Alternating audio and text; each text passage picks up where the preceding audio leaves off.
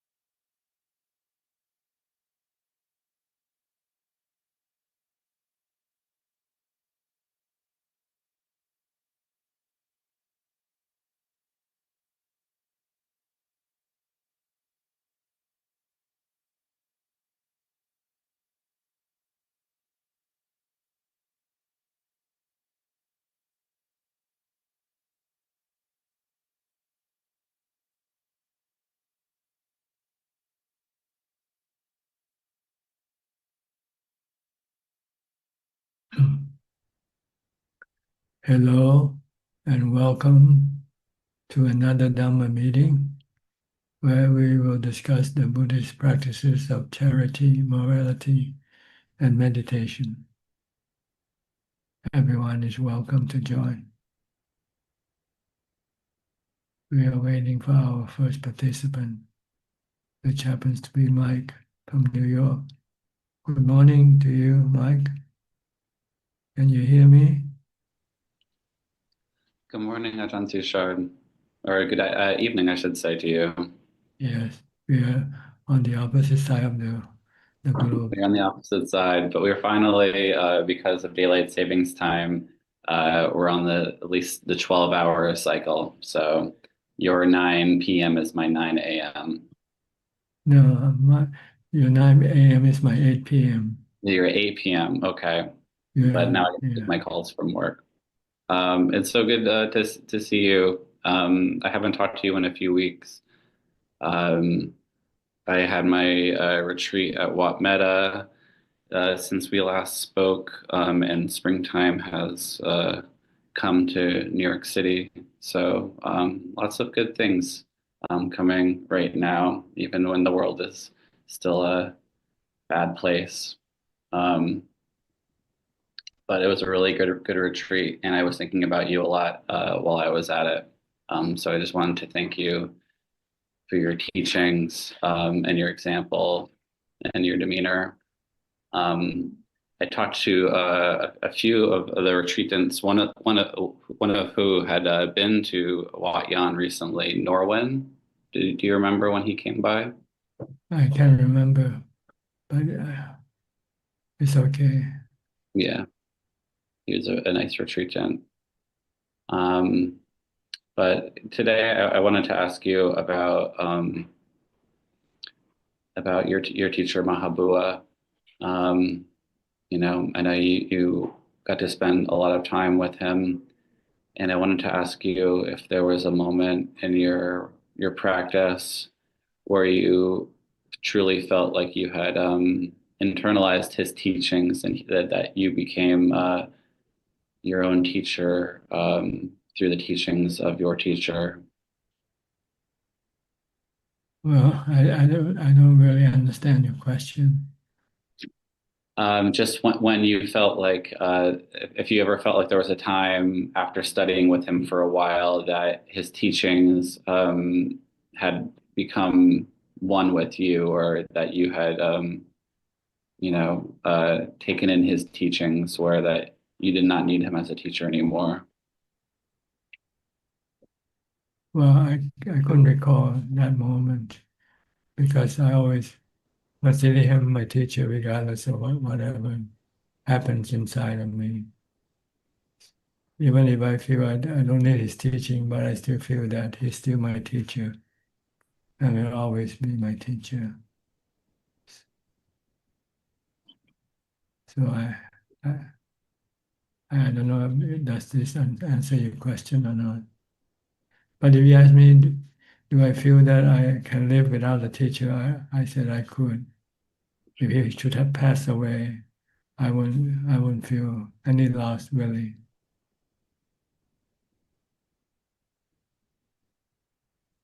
but I couldn't remember the moment or time exactly when.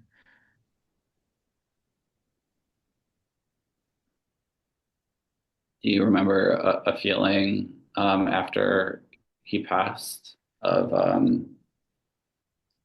needing to carry on his teachings or feeling like his teachings were with you? Well, I don't know how to say it, but when I first went to see him to seek for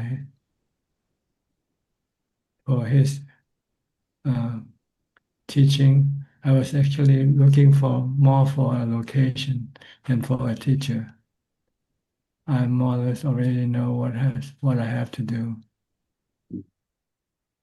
So it was the book, the Buddha teaching the Four Noble Truths, the four foundation of mindfulness was actually my teacher, and his teaching resonant or harmonize the teaching of the Buddha. There's no conflict in his teaching and the Buddha's teaching. So it seems like he and the Buddha is the same, more or less, as far as I'm concerned.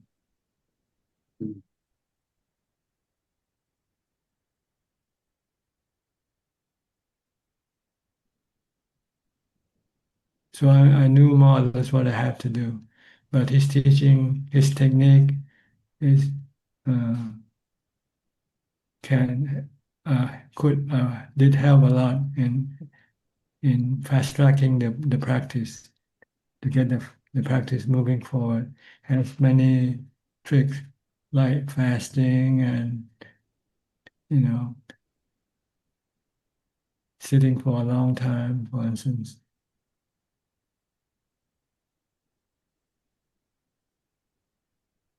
Do you think there was he made an impact on you in the way you run the monastery now, the way he ran the monastery when you had joined his? Well, I expected it to be like that. The Hmm. monastery should be a quiet place and do nothing but practice meditation. No rituals, no chanting, no all these things was already in my head before I became a monk. So when I look for a place to ordain, I was looking for a place where there are no rituals, no studies even. So I was introduced to the Ajaan tradition, the Thai forest tradition, that this is the tradition that don't do any rituals, don't do any chanting. There's some very minimal chanting, really, if there's any chanting at all, but concentrating on the practice of meditation and the Thanga practice, austere practices. So that was exactly what I was looking for in my mind when I looked for a monastery to live and practice. I was introduced to Ajahn Mahabhu's monastery. So that was the first monastery I went to. And that's why I ended up afterwards. I didn't go to any other monastery once I get there. Because everything was just in my specification.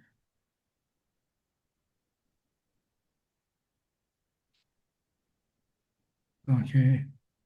Did you find any obstacles when you got to the monastery, or was it pretty smooth for you making the transition to living with Ajahn Mahabua? Well, the obstacle might there might be some, but as you as you stay, you try to adjust and improve yourself. But they're not no big deal, you know.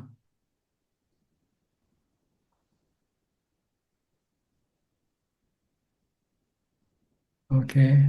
Okay. Why do you want to know these things? Oh, I'm just curious about your stay with Mahabua.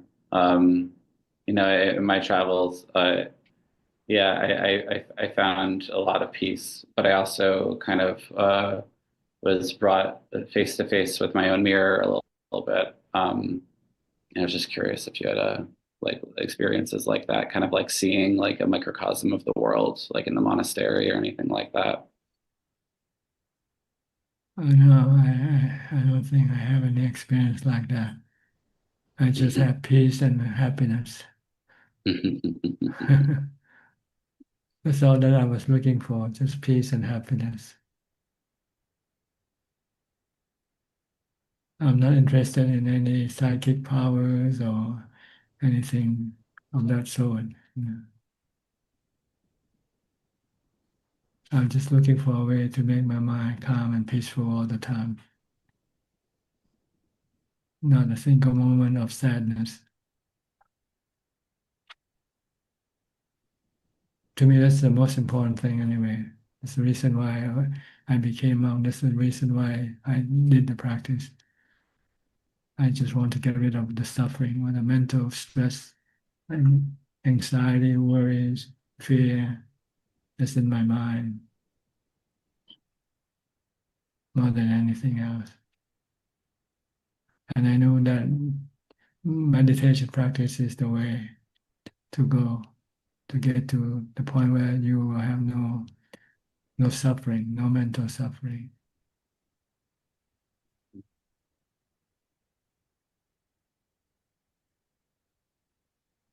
Okay, does this answer your question? That's very good, John. Thank you so much. Okay, next, Maria. Hi, Maria, where are you now? Back home? Hello, Tanajan. Yes. I'm still in Thailand. I'm now in Prachuap Khiri Khan with Julia.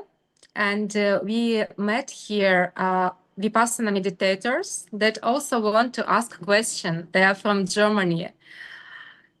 Sure, go ahead. Yes, no, you first. Okay, I will be the first one to ask because we have traffic accident yesterday and Julia was injured. Otherwise, she would participate with me. But when she was crossing the road, she was hit by a motorcycle. So we had to go to hospital and it was very painful for her. But she said she managed to observe all this pain, like this is my body, this is not me. But it was really very painful. And she asked me that I ask you a couple of questions about this accident. So the first question is about karma. So she said she has no complaints to this motorcycle driver who has hit her. And in fact, his father is helping us now, taking to hospital every day. And she's asking if any karma was formed because of this accident, or there is no karma formed if there was no reaction from her side and she has like nobody is guilty. Is there any new karma that was formed or just old karma being extinguished? It's more like an experience that living in this world you will have to come across sooner or later. It's just normal for things like this to happen in this world. That's why the Buddha said we are subjected to sickness, which is sickness which can come from any source, like accident or disease or anything. So whatever it is, it's just part of living, part of life. It's not karma because the person who hit her didn't have any intention of hitting her, and she didn't have any intention of blocking his path either. So I just consider to be just accidental. So there's no karma involved in this situation. Mm-hmm. Mm-hmm. Just normal things in life. This is part of life. Mm-hmm. Okay, and also she's asking why does she feels guilty somehow that this motorcycle driver hit her, and she's asking how to deal with this guilt. Well, she didn't understand. She might feel that she did something wrong or something to cause this accident. Mm-hmm. If there's anything wrong, probably because of her lack of mindfulness, maybe. Mm-hmm. When she crosses the street, she's not careful. She's not looking at the traffic hard enough. She might be thinking about something and then just walk across the street without seeing the motorcycle coming. Mm. And so she might feel guilty for causing the accident, Mhm. Mhm. but she has no intention of causing the accident. So it's not considered bad karma, Mhm. just lack of mindfulness, not careful enough, not mindful enough. Mhm. But what to do when this kind of feeling like guilt arises in your mind? Like, how can she deal with this? Well, if she doesn't know, then she have to seek advice. Like tonight, Mhm. you can tell her that there's no karma Mhm. involved. Mhm. Or if she feels guilty, she can use meditation to calm her mind down, Mhm. and maybe use wisdom afterward that this is anatta, this is a natural phenomena. The driver is a motorcycle is one phenomena. She is another phenomena, and sometimes they come across each other's path. So this phenomena happened. Mhm. Mhm. So it is just like random happening. So it That's doesn't. right. That's Okay. right. Okay. Okay. And second question, she is asking, sometimes we face the situations where we are very close to death, because actually he could die if she was moving like not fast enough. So she's asking, for example, like we get only some minor injury. We have not died. So what kind of thinking is good? Like how to contemplate on these situations to advance in our practice? Just, Yeah. just let it go. Just forget about it. Just move on. It Okay. happened. Let go. Let, Let go. Let go. It's Okay. gone. It's finished. Uh-huh. It's no longer here. It's only in your mind, and you can erase it by just forget about it, or use it as a lesson. Mhm. Then next time when you cross the street, be more careful, be more mindful. Mhm. Mhm. Mhm. Yes, and I want to thank you a lot for giving us so much of your personal time when we were in Wat Yan. All the group is very much impressed, and now I'm reading to Julia every day your books because she likes to listen very much. And me and Alexei, who was translating you last year, we are going to translate your book Why Suffer for Russian community. Thank you so Okay, much. good. Yes. Okay. And my friends, they also want to ask a question. Hast du einen? I am a German, so my English is not very, very good. So I try. What would you say if somebody is tired of life, just tired, and is longing to go? Would it be possible for him with no guilt just kill himself? Well, Without, it's a better way of treating this problem. See, you don't have to kill yourself when you get tired. You just meditate, then your tiredness will disappear, and you feel happy, and you want to live longer. Simple. People just don't know the way to treat this problem. That's all. Just meditate until you get to your mind to become peaceful and calm. Then you'll feel happy. Then your tiredness will disappear. Then you'll ask yourself, why kill yourself when you're still happy? So, but this person I'm talking about, in the Christian way, we were being taught it's a big, big sin to do suicide. It's the same way in Buddhism also. It's a big sin. It's a big bad karma not to do. Killing is very cruel, especially killing yourself is twice as cruel than killing other people. Because you love nobody more than yourself. Sorry, the last sentence. Because you love yourself more than anybody else. Yeah. So Okay. to kill yourself, then it's twice as bad than killing other people. Okay. I will tell. People just don't know how to treat the problem. That's all. Just meditate, calm your mind, forget about all the things that make you feel tired. When you forget, then you feel good. You feel happy. Uh-huh. Simple. Treat the mind. The problem is in the mind, not in the body. The body has nothing to do with the tiredness of the mind. Mm-hmm. You kill the wrong goat. You should kill the defilement, your kilesa in your mind. This is the problem. It is the one that creates this tiredness. And then I have a second question. I just mentioned it. I am going for Vipassana courses for Goenka, you might know.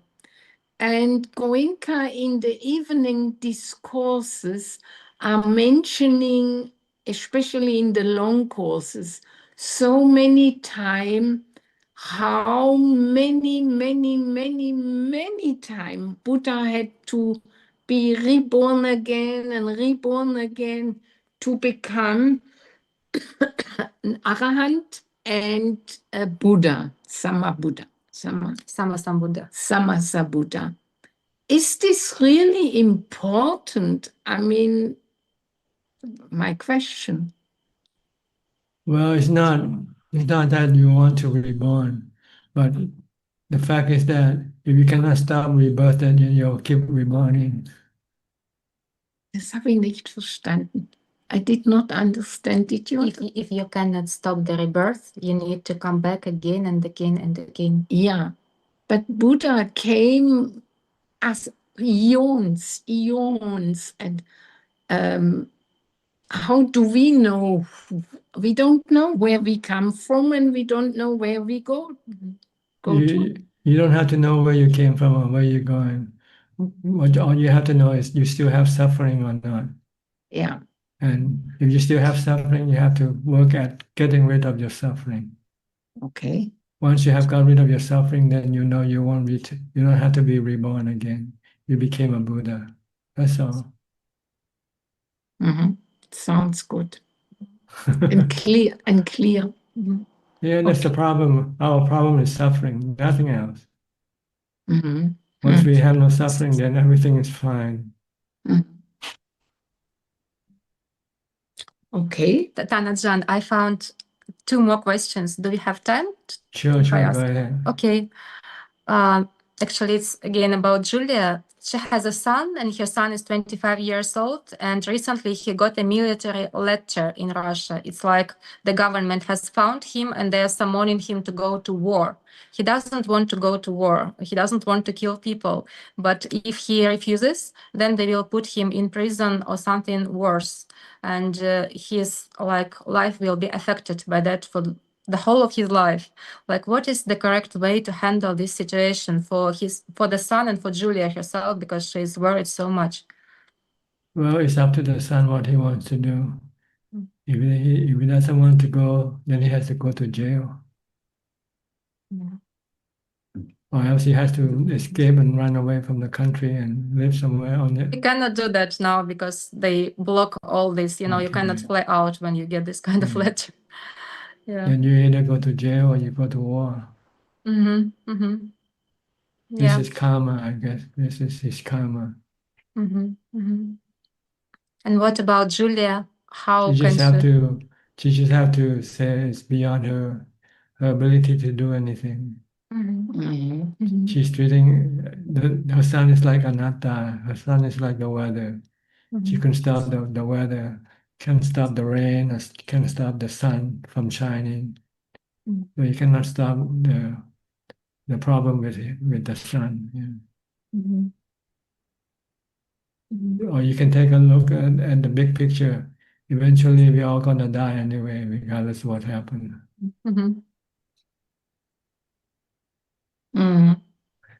Okay. So the way to deal with the situation is not to reborn. That's the best way. Once you don't reborn, then you won't have to face this kind of situation again. Thank you And so much. not to reborn, you have to do meditation.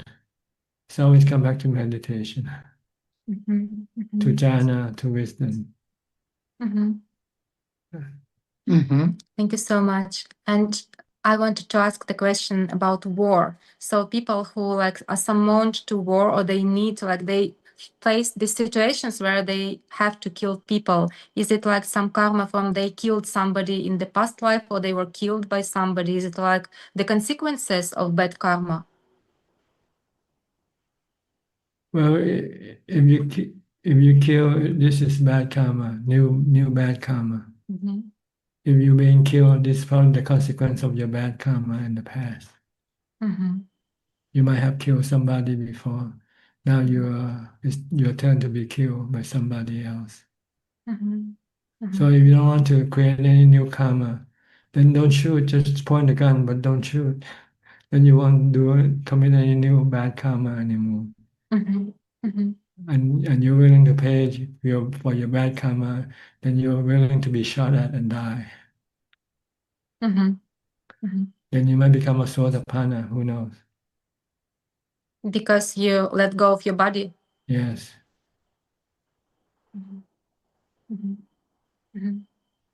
Thank you so much. And one more question. We have noticed, like me and Julia and some of our friends, we are sitting there Vipassana retreats, and now we stayed like for more than 10 days in the monasteries. But when we come back to lay life, somehow, I don't know if it's defilements or something, we have some, like, we want to eat in the evening, or some people want to listen to very heavy music. It's like we had very high state of mind. And when we come back to lay life, there is some force that brings us down, like to become more grounded. But I think it's like only craving and defilement. How to face this period, when you come from retreat, from monastery, and then you try to adapt to your normal lay life. What can be the advice for handling this situation? Continue keeping the 8 precepts. So 8 precepts. the 8 precepts. Okay. If you could keep the 8 precepts before, why couldn't you continue keeping the 8 precepts? Just keep the 8 precepts and you can reduce your sensual pleasure craving down to a minimum. And do more and continue meditating. Yeah, we continue every day. Okay, This we then always do. meditate and also keep the 8 precepts. Then you'll be fine. You'll be fine. I have one question more. Okay, one more question. Is it possible? Sure, go ahead. When I am sitting a long course 45 or 60 days, in the last courses, I do not get to the level of feeling step by step the sensation. This banga comes over, and this banga is more or less for the whole course there. And I cannot do anything, it's just there.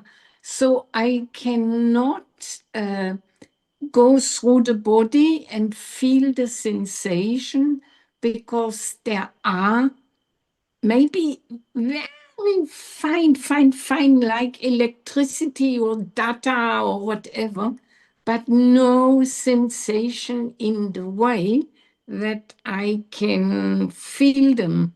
So my question is, if I am in this banga, every meditation, it just is there. Is this normal, or do I do something wrong? You mean like when you first started, you can do the practice very well, but at the ending part, you lose that ability to continue to practice. Is this what it is? It is like this Banga state is body dissolution. So we do Vedananupassana, we observe sensations in the body.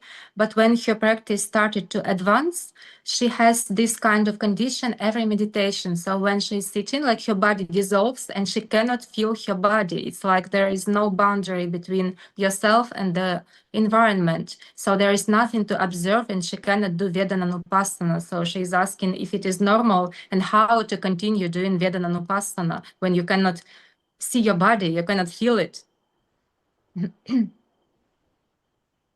Well, I have never done this kind of practice before, so I don't know how to recommend. You know, for me, the practice should concentrate on the status of the mind, whether the mind is calm or not calm, restless or agitated, or peaceful. This is what we concentrate as our target when we practice. We don't worry about the sensation or whether the body is here or not here. We just worry about how to make our mind calm all the time, peaceful all the time.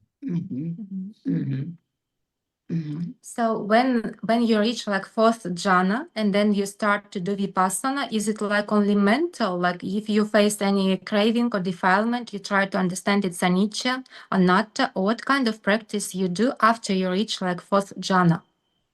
Well, when you have fourth jhana, you try to stay there for as long as possible until you can able to maintain fourth jhana almost all day long, all the time.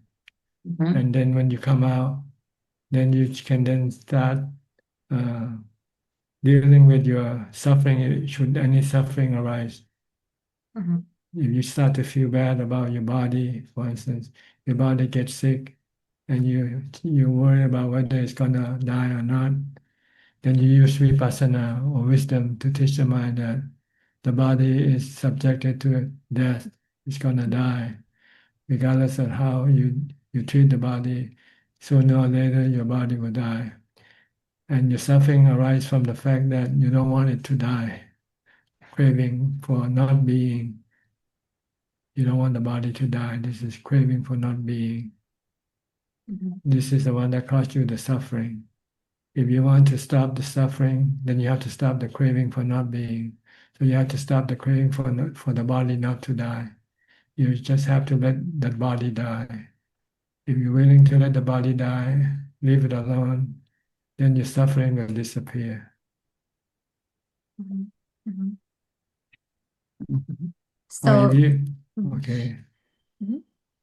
This is the death of the body. But should you have any pain from the body and you have suffering because you don't want the pain, you want it to go away. So you use wisdom, and it's the same way. The body is subjected to pain, and you cannot avoid pain when it arises. Only way to deal with the pain is to accept it. See?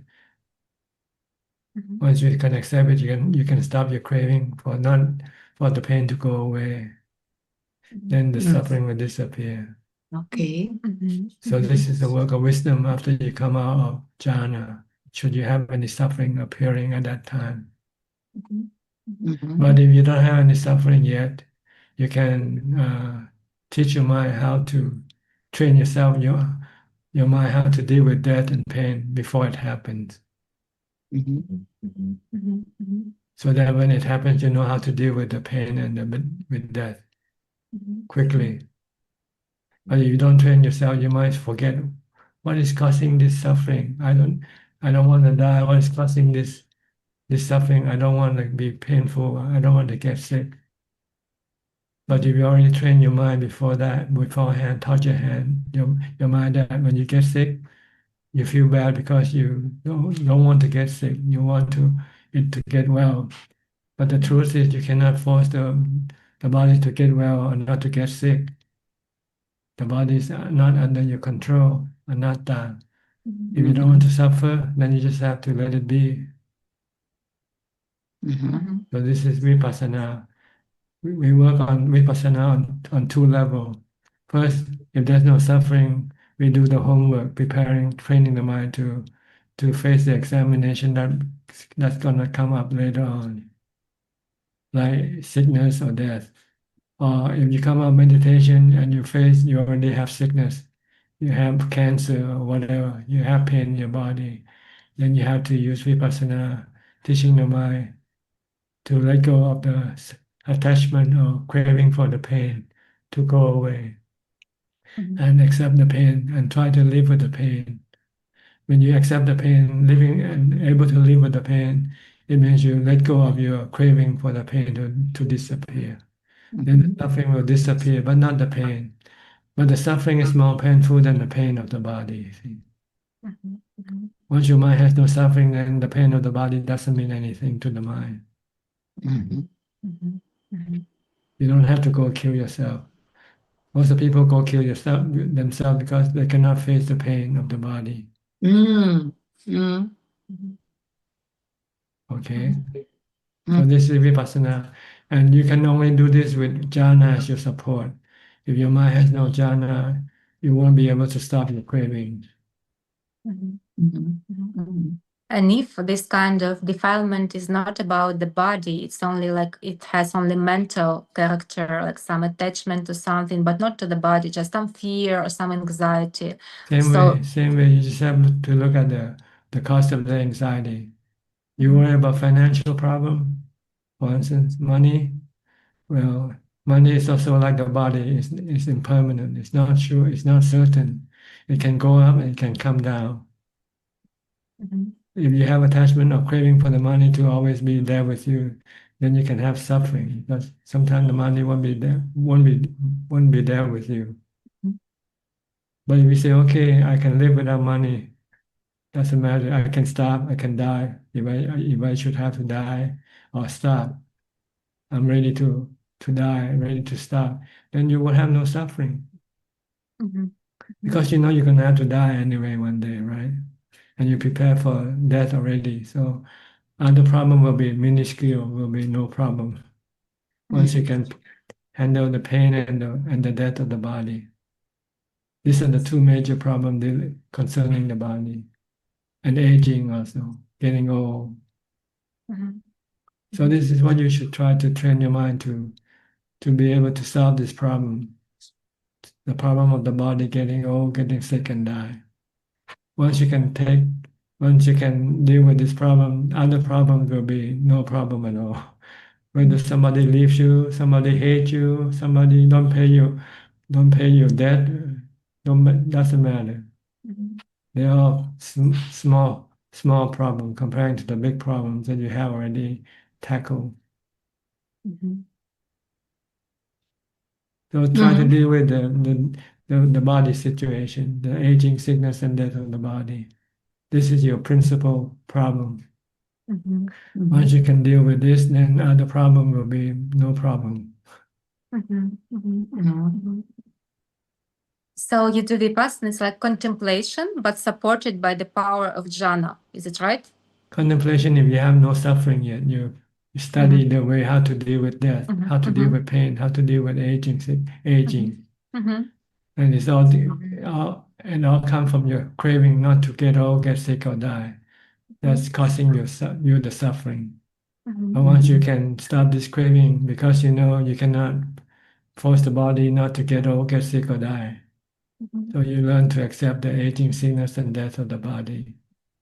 Once you can do that, then there will be no suffering concerning the body. When it happens later on, when the body should get sick, get old, or die. If you already know how to deal with the situation, then you just do it and just. mhm, mhm. Very good. Thank you so much, Tanajan. Thank you Very so much. good. So Vipassana is actually two separate paths.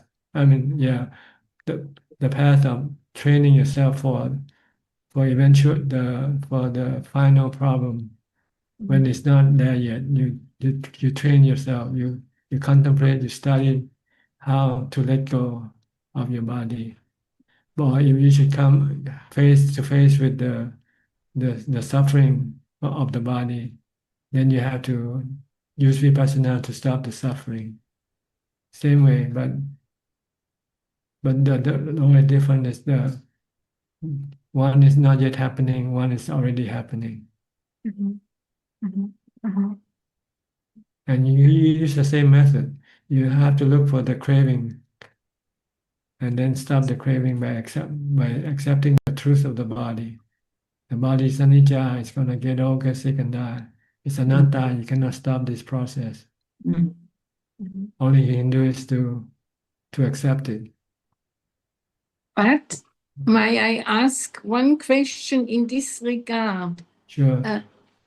Once someone gets older like me now, Mm. I know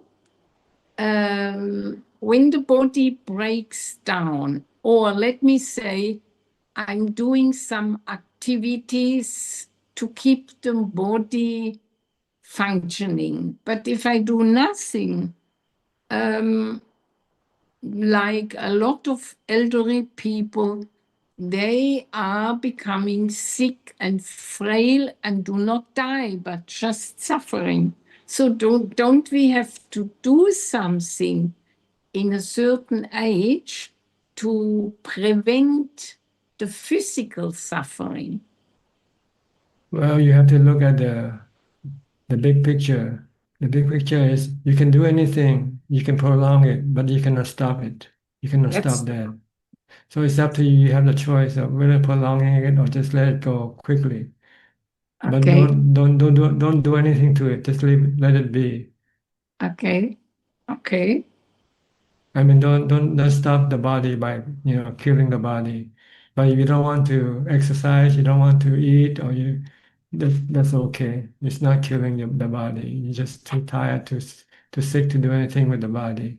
You just let it be. Mm-hmm. Mm-hmm. Like some people, when they have cancer, they decide they don't want to take any treatment. They just Yeah. let the process take care of itself. Mm-hmm. Mm-hmm. Or you can take the treatment and prolong their life for maybe 5 more years or 10 more years. But you have to go through a lot of suffering trying with this treatment. Mm-hmm. So this is a choice you can take, whether you want to treat it or you don't want to have to treat it. But the real problem is whether you treat it or not treat it, you should not feel any anxiety of suffering in the mind. Mm-hmm. The mind should be peaceful and happy as if nothing has happened. Mm-hmm. That's what we have to treat is the mind, not the body. Mm-hmm. We can treat the mind to be well and not have any suffering. But we cannot stop the body. We cannot treat the body not to die, not to have any pain. Mm-hmm. So the wise person choose treating the mind, not the body. Okay. Okay. Mm-hmm. But if you can treat both, okay, you can do both. Mm-hmm. Treat the body and treat the mind at the same time you like. Mm-hmm. But the body has a limit. It can only last for so long. But the mind has no limit. It can live forever. Mm-hmm. So whether you want the mind to live with suffering or the mind to live without suffering, this is a choice you can take, you can make. Mm-hmm. Like the Buddha, he shows the mind without suffering forever. Mm-hmm. The Buddha and the Arahant, they choose the mind, not the body. They don't treat the body, they treat the mind to get rid of all the mental suffering. Once there's no mental suffering in the mind, then the mind will be well all the time, no suffering forever. But if you treat the body and your mind still suffer because you want the body to get well and not die, then you'll have suffering forever. Even after when the body dies, your mind will still have suffering. Good. Okay, understand? Yeah. I understand. Thank you very much, Thank Sanajan. you. Not treat the mind first. The body is second. Okay, good. The mind is the most important thing. The Buddha said the mind is the most important thing. The thing that we should take care of most is the mind, not the body. Mm-hmm. Yeah, that's important because we human beings, we put our main emphasis from small to look after the body, paint it care and fix the nice teeth and everything. Because we don't know the mind, so we don't know that we have the mind also. Yes. We thought we are the body, and that's all we have. Yeah. So we have to look after it. Well, we don't want to lose it. But Yeah. we forgot the fact that we're going to have to lose it anyway. Yeah. Good. That's why we should contemplate on death a lot.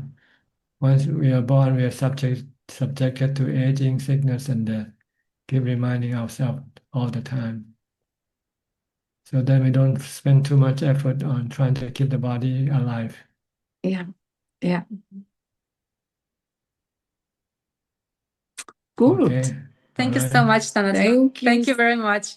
No We more have- question? I have more questions. Maybe ask next week. I want to give people time. Okay. Good. Okay, fine. Next week I connect again and ask. Thank you All so right. much. Okay, Yes. you're welcome. Thank you very much.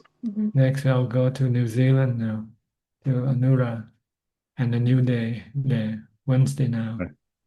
Hey, good evening, Ajaan. Yes, it's a new day, and we couldn't join last few weeks, but we woke up late, so we joined on YouTube. We watch YouTube. Yeah. Ajaan, the meditation is my meditation is okay, good in the morning. So I have a question. So now I think I can stay quiet without any thoughts, silence. For some time, but time to time I see that very subtle thoughts coming in without my thinking. What should I do in that kind of situation? If you can meditate, this will stop the thought altogether. If you're still moving around doing things, you cannot prevent the thought from coming up. Or you can use mantra if you like. Yeah. You keep reciting mantra to compete with the thought that comes up. If your mantra is stronger, then the thought will eventually disappear. Okay.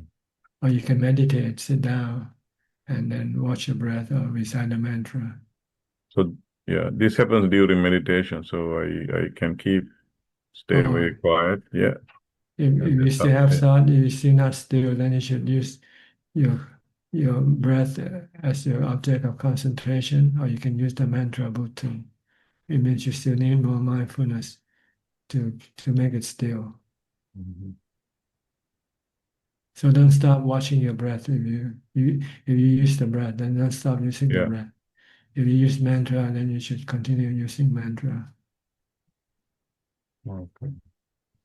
So I can switch the method. So only because if you use the breath and you find you cannot focus your attention on the breath because you're being disturbed by something like pain, then you might need mantra better. The mantra will help you to become more concentrated.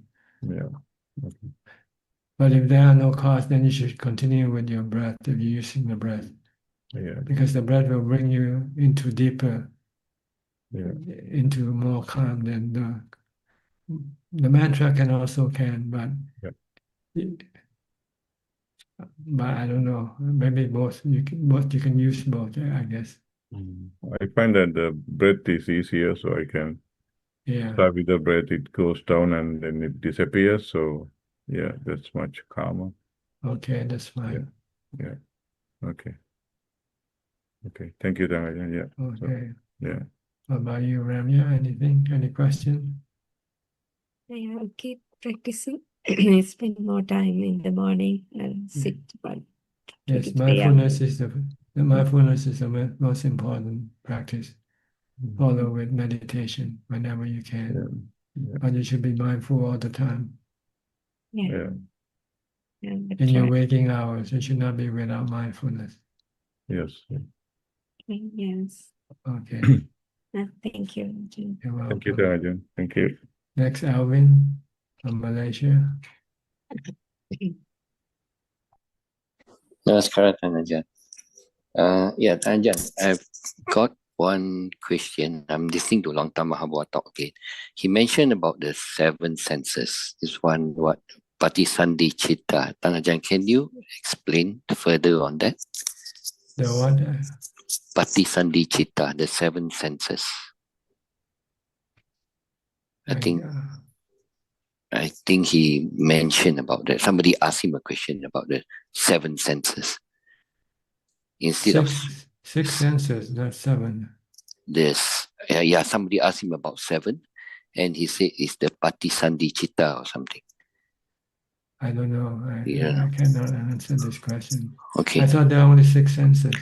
The Yes. eyes, ears, nose, tongue, and body, and the mind as being the 6th one.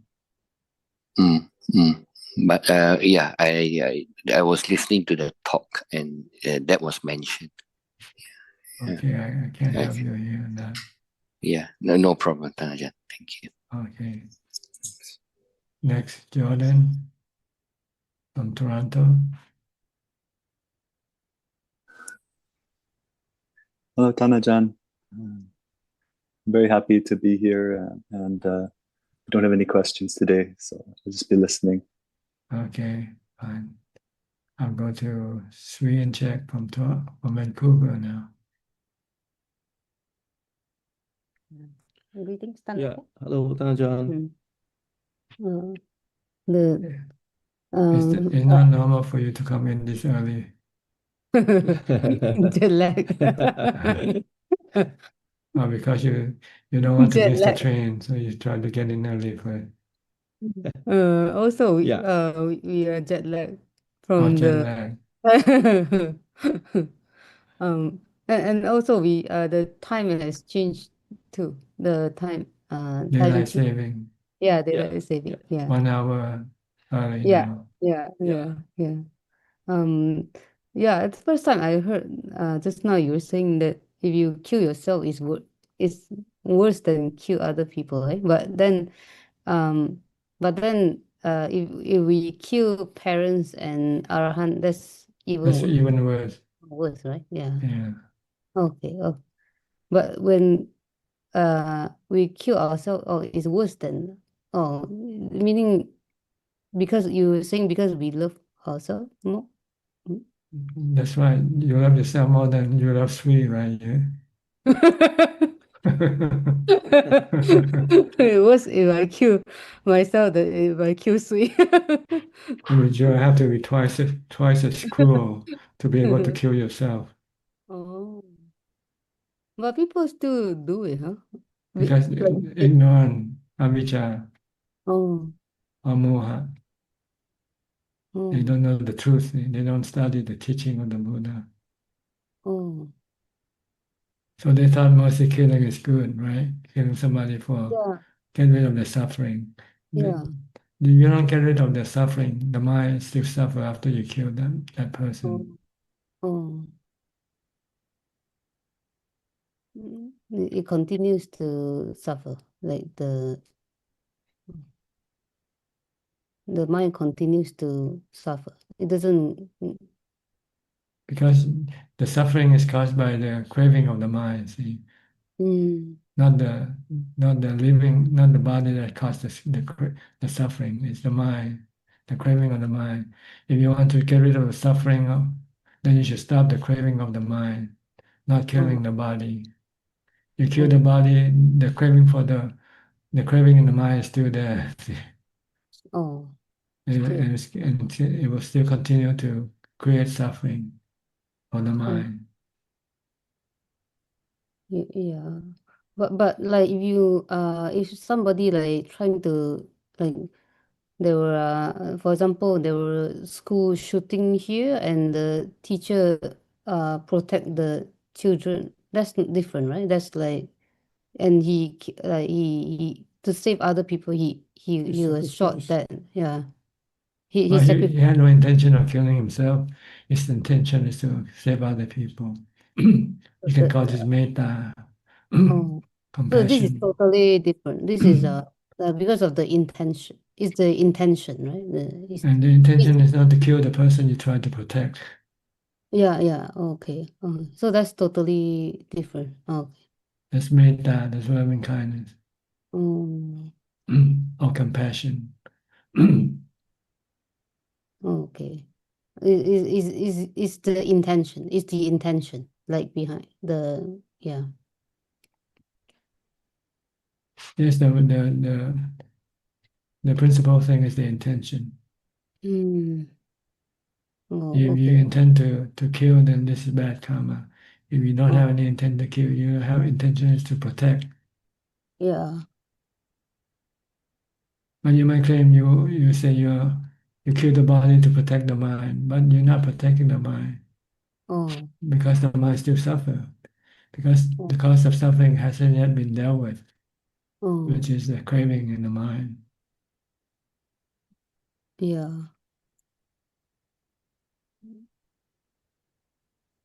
So So there's no mercy such thing. killing is still bad killing anyway. Oh, no such thing as a mercy If killing. you Killing. mercy, you don't kill anybody. You have mercy for you. People ask Oh, for help, ask for life. They don't ask for death, right? yeah. If they ask for death, it means they're delusional, they're crazy, and Oh, you don't want to to follow the demand or the request of a crazy person oh, because he's not thinking rightly, correctly. oh, yeah. Yeah. Yeah. It's such it's very common practice for animals here too, right? Like they do a Yes, when lot of, the animal gets sick and cannot yeah, survive, then they yeah, just finish the job right yeah, away. yeah. I think they tried to finish the job because they could not stand it themselves. So seeing Mm, the dog suffer, the animal suffer, mm, because they have suffering in themselves and they want to get rid of the suffering in themselves by killing the dog, by killing the animal. Once the mm, animal is dead, then the suffering disappear. mm, yeah. The But it good can thing. come back up again when you see other people suffer. Sorry, Tanajan? But this suffering can come back up again Oh, when you see some other people suffering oh, again. oh, So this is not the way to deal with suffering. On your oh, own, on your path or on the path of the person or animal that you kill. yeah. And to deal with it, you just have to use wisdom to teach the mind that the suffering is caused by your craving.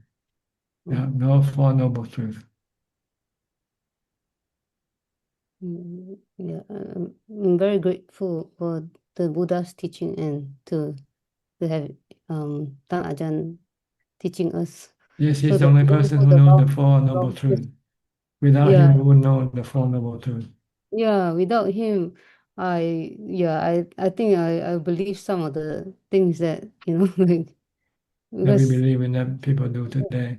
yeah, Mm. like killing animal because you want to be kind to the animal and but yeah, yeah. So actually, if you don't do the if you don't euthanize animal over here, people get angry with you because they think that you're very unkind to the animal by letting the animal uh, suffer and die.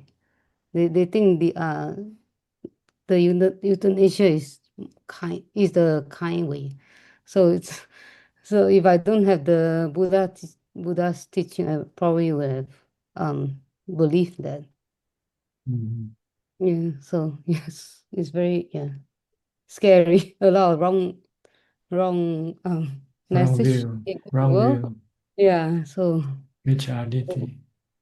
yeah, very thankful to be here on this Zoom to have the right Mindset, yeah. right teaching and Right teaching. right view of things. Yeah. Thank you, Taja. Okay. Thank you And for you, being Sri? alive. Tanajan, in Satipatthana Sutta, we were taught to understand the eyes and the forms. And Buddha said, ask how, this feather arises. Like, is it due to, like, when we see things that we like, is it due to, like, our desire? And then, Well, you see things when you have memory of things, see, things that you like, things that you hate, embedded in your mind. So when you see something that your memory tells you is good, then you say, "Oh, I like it," right? When you see something that your memory tells you is bad, then you say, "Oh, I don't like it."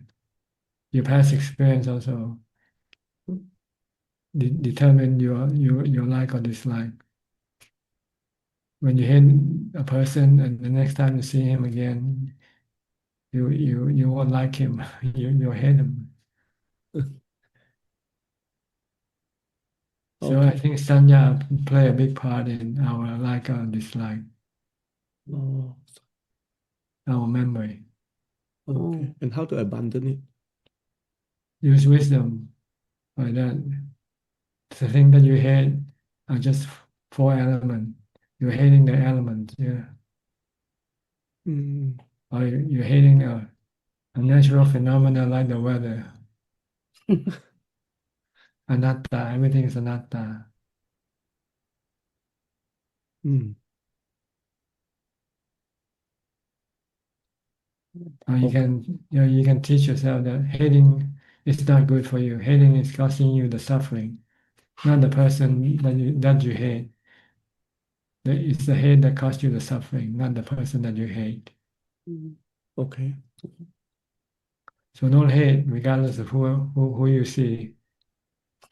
When you hate, you're hitting yourself on the head with a hammer, not the person that you see or that hit you. Mm, You're hitting yourself. You're creating suffering for yourself. Hate is suffering. Greed is suffering. mm. And the other way around, like we love, also not. Same way, love also can cause us suffering, because when we love something, we have to grab, we have to go after that thing that we love. Yeah. And when we Mm, cannot get what we want, then we can become unhappy. Yeah. Or when if we get what we want, and then so later on we lose what what we love, we can also become sad again. Yeah. mm, So always come back to anicca, dukkha, anatta when you see anything.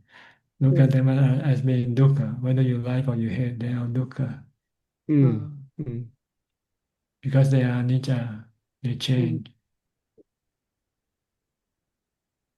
Yes, Okay. Ajahn. Yeah. Thank you, Thank you, Tanjan. Ajahn. All right? Yeah. Answer your Thank you. question. Thank you. Okay, Yes. Thank you. go to Professor Ken now from Switzerland. Hi, Professor. Good afternoon, Ajaan. I have no questions at the moment. Okay. Are you finished with your working life now, or you still have a few more weeks to I go? still have another few weeks to go, so I'm just biding my time. Okay, Not long to go. not long to go. And you get a new job. Kamatana is a new job New job with no pay and with no pay. but with higher benefits. So, Yeah, great. okay. All right. Thank you, Ajaan. You're welcome.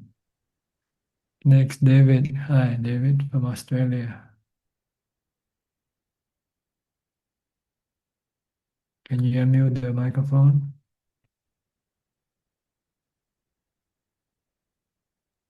Okay, Okay. you can speak now. Okay. Hi, Ajahn. How are you? Fine, thank you. And you? Good, thanks. Ajahn, I'd like to ask you a question about emptiness. The Buddha said everything is like a dream, an illusion, a bubble, and a shadow, like dew and lightning. And we should, thus we should meditate upon them. Do you have any suggestions on how to practice that? Well, he's teaching us to see everything as impermanent, anicca, Yeah. nothing less. They're like clouds, like vapors. They come and go. And all you have left in your mind is emptiness. But your defilement don't like emptiness, that's the problem. When you have nothing, you feel sad, you feel blue, you feel lonely. That's because your mind is still grasping for these things that are illusion. But when you go after this thing, when they come, you can be happy. But when they go, you can become sad again. So your life will be going back and forth between happiness and sadness because you still need these things to keep you happy, but they don't stay with you all the time. The thing that will be with you all the time is emptiness. But we don't like emptiness. So we have to teach the mind that we should like emptiness by meditating. When we meditate, then we can stop the mind from grasping for things. The mind can be happy with nothing.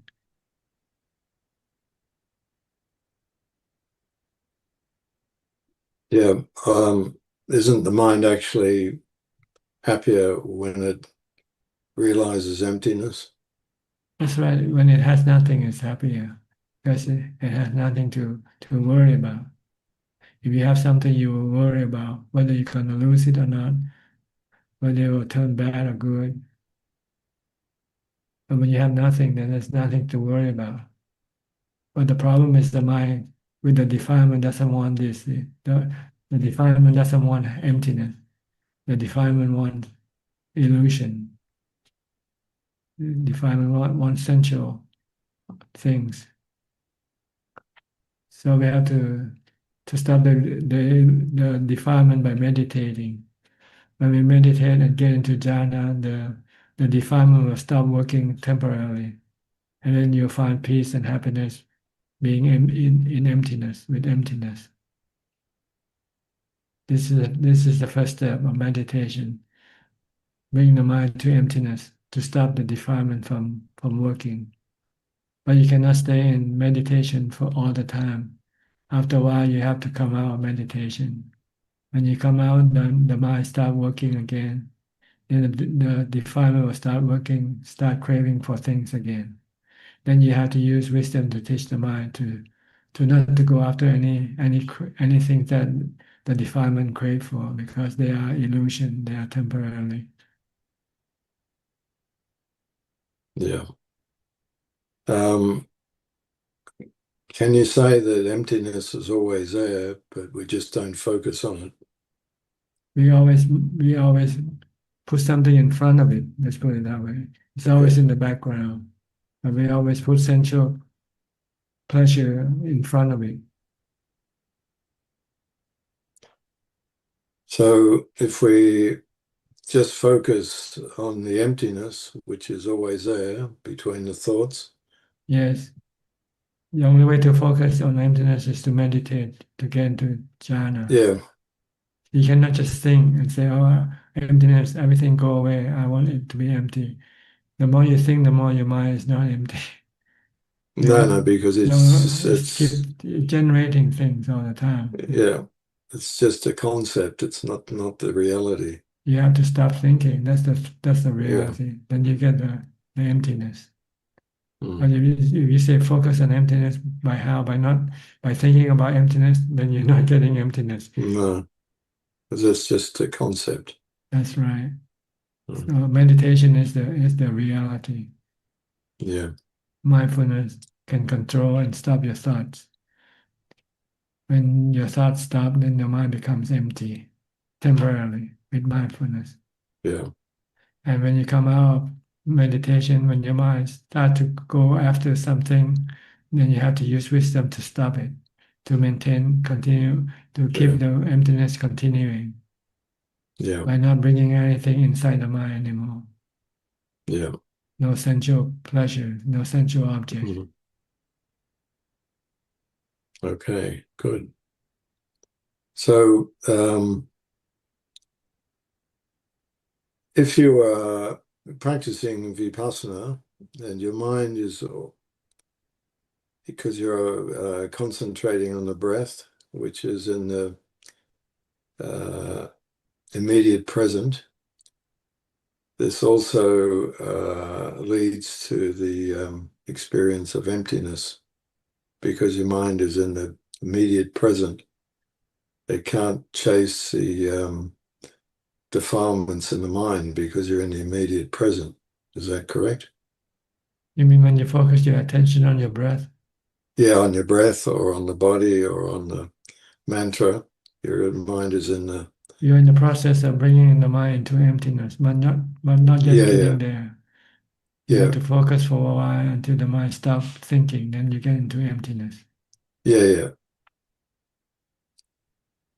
That's what we call the fourth jhana. That's right. And then you get the true happiness. True happiness temporarily. But temporarily. After a while, your strength of focus loosen, so you have to come out from meditation because your craving pushing you out for more. That's right. So when you push by your craving, then you have to use wisdom to stop the craving by teaching it whatever the defilement crave for will lead you to suffering sooner or later, because they are not permanent, they are temporary. They can only give you temporary pleasure, but not permanent pleasure. And when they are gone, they will cause you to become sad and unhappy. Yeah. So when you see that everything is will cause you suffering, then you won't crave for them. You can stop all your craving. Yeah. And when there's no craving, then your mind will remain in emptiness all the time. Permanent emptiness. Because I was reading your biography when you were at Wat Yan and Ajahn Mahabua came to visit you, and he was talking about emptiness of samadhi, and then the emptiness of wisdom, and the emptiness of total wisdom, of enlightenment. And he said that for him, the mountains, the rivers, the forest, everything was just empty. And also the body and the mind was just empty permanently. So it was total happiness, total peace.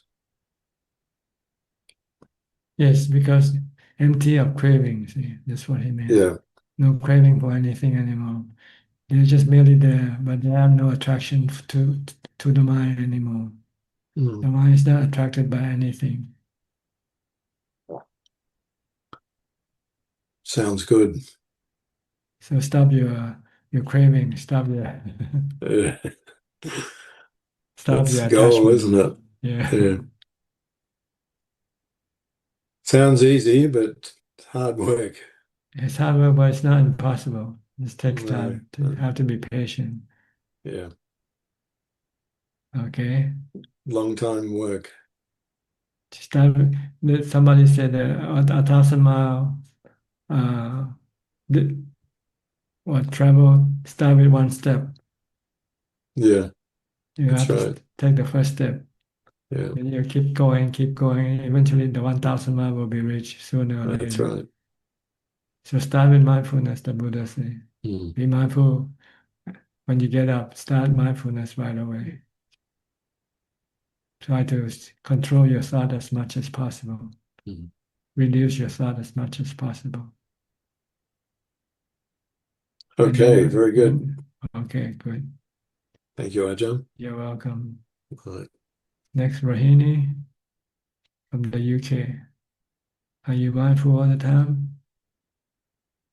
Good evening, Ajahn. I try to be, but good. At least you try. I try, but it's, some people don't even try. it's not good enough. But yeah, try and one day you'll succeed. Yeah, it's hard work, but I keep trying every day. See about my practice, I practice daily. Yeah, some days it doesn't go as I expected, but I keep trying. But at least you can live alone and still be happy and not feel terrible. Oh no, because my only aim is to now just follow the path that Ajahn taught us, and I don't want to miss this opportunity. So Ajaan's teaching actually transformed me.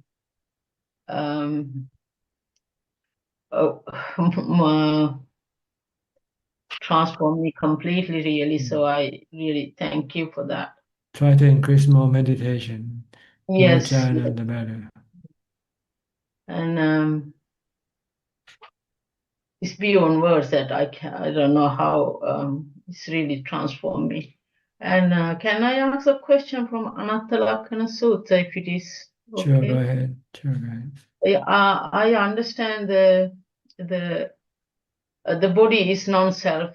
Is easy to understand, but Anattalakkhana Sutta is explained that mental formation are non-self, and if mental formations were self, so this mental formation would not tend to affliction, and it is same thing for the feeling, perception, and sanya. And I'm just wondering, this meant what it means exactly. To my understanding, does it mean that when you are unmindful, thoughts comes in? Thoughts comes in and without your control. So we have no control. So is that what it means, that mental formation were not self? Is that what it means? Yes, they are natural phenomena like the weather, the rainfall, the sunshine, the wind blow. So is the four namakandas. Vedana keep changing from good to bad to pleasant to unpleasant to neutral. Sanya keep remembering or perceiving things. Sankhara keep thinking about this and about that. Vijnana keep receiving sensual objects from the body. And you cannot stop them from doing this. It's like they are automatic. But occasionally, with mindfulness, you can stop it temporarily when you get into jhana, but So not all only the way to time. stop it is be mindful. Yes. Mindful of your breath or mindful of a mantra. And your body has to be still. You have to sit still in order to stop everything. Stop the body, stop the namakanda, stop vedana, sanya, sankhara, and vijnana. Okay. But you can only stop it briefly. Then you have to come out again. And then they'll go on working temporarily again, automatically again.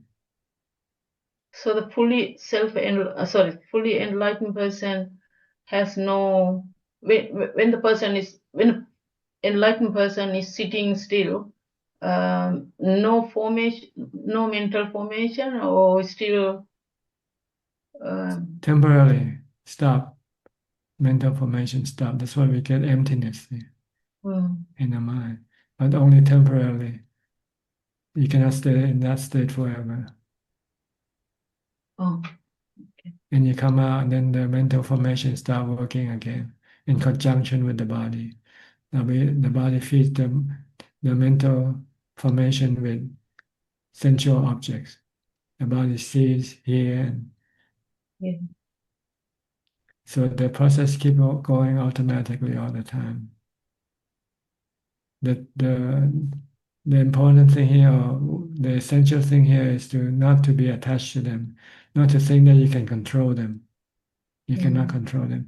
You might be able to control sometime, but not all the time. But you can change them, though. You can change the direction of your thought, change the direction of your perception. Right now, the perception tend to see things as being permanent, tend to see things as being beneficial. But the truth is, you should teach the mind, reprogram the mind that everything that you come into contact with are temporary, they're not permanent. They are constantly changing, and they can cause you suffering if you try to rely on them to keep you happy. This is what you can do. You can change your perception and your thought to think in the way of reality. Okay, Ajahn. Okay. Okay, thank you. All right. Okay, thank you. You're welcome. Next, Koksing from Singapore.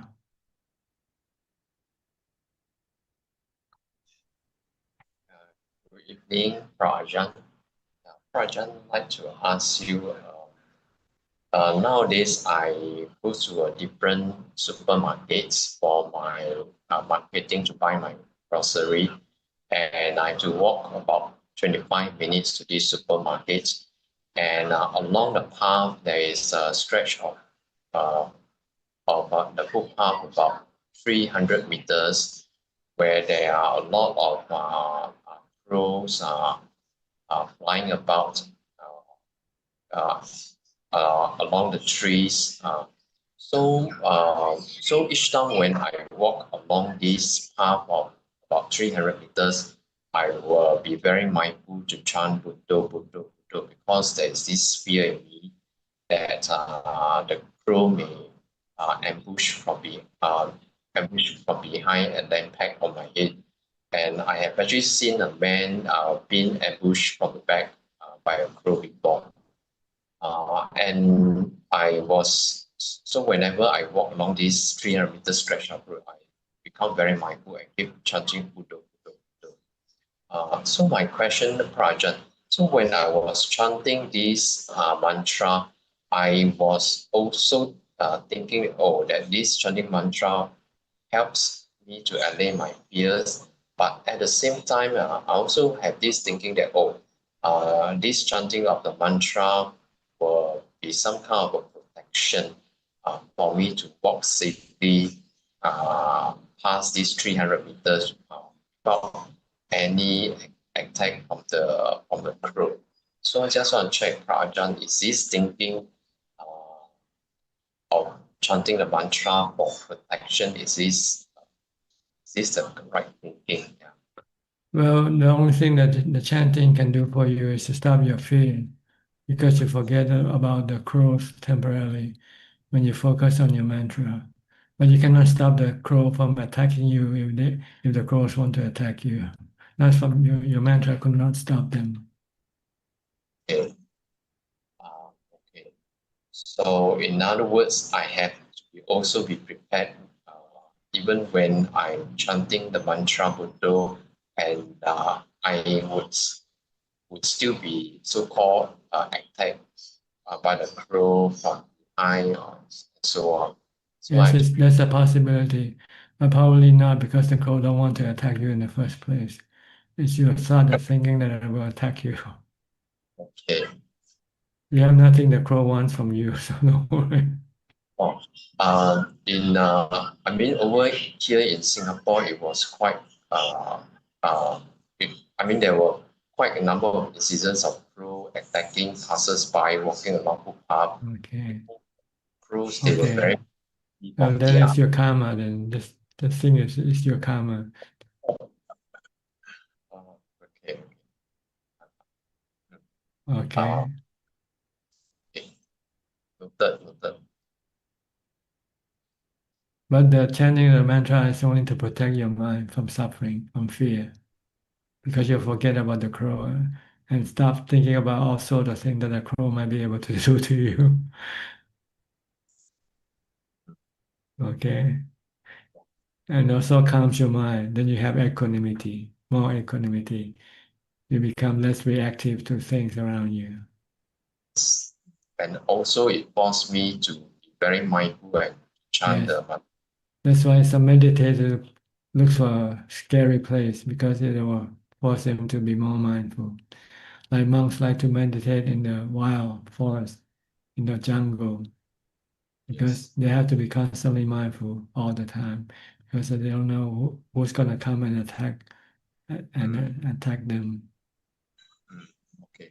Actually, there's another path that I can take, but I choose this path because I remember Prajan was saying something like putting ourselves in the discomfort zone. Yes. When you're discomfort, then you have to use mindfulness to help you to calm your mind, to make it more comfortable for you. Yes. it's like not Buddha metaphor about the man carrying a bowl of oil and then full to the brim, and then with a giant man walking with a sword raised and behind him. Yeah. Okay, you get the idea. Yes.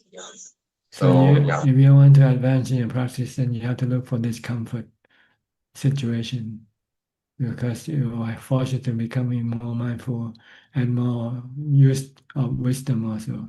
That life is impermanent, anything can happen.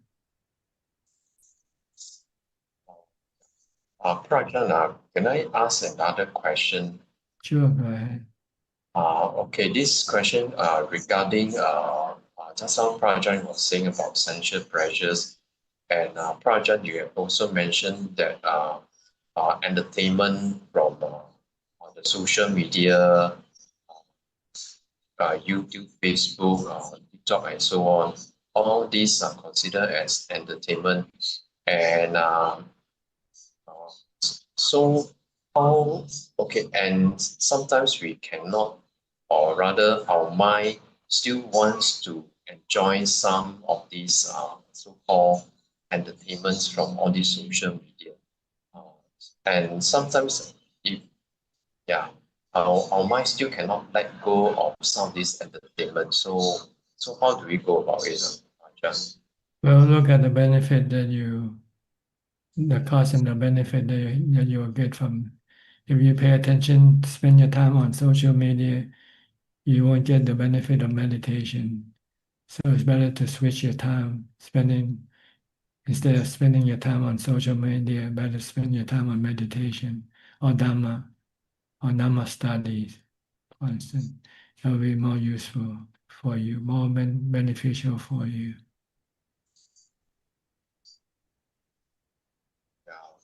Because sometimes after meditating, sometimes our mind may feel a bit squeezed, so we like want something to fill the mind. Use wisdom, study the 32 parts of the body.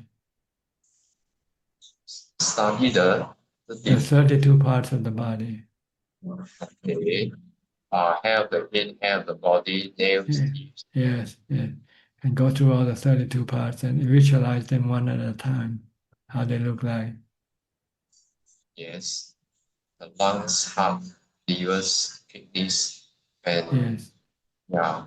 But that's just the visual image, and but what is the so-called the insight into it, other than visualizing the kidneys, the livers, Insight is when you can stop your sexual desire. When you have sexual desire for your wife and you start to see all these 32 parts, then your sexual desire disappears, and this is insight. You see the truth of the body is not being pleasant, good looking. okay. In other words, we see the loathsomeness, Yes, the unpleasant parts of the body. The body is not pleasant to look at, really, if you see the whole parts of the body, not just the part you can see outside of the skin. You have to look inside, under the skin also. Then you can understand the word beauty is skin deep, right? Once you look under the skin, there's nothing good looking at all. Then your sexual desire will disappear. If you want to keep the 8 precept, this will help you keep it quite easily.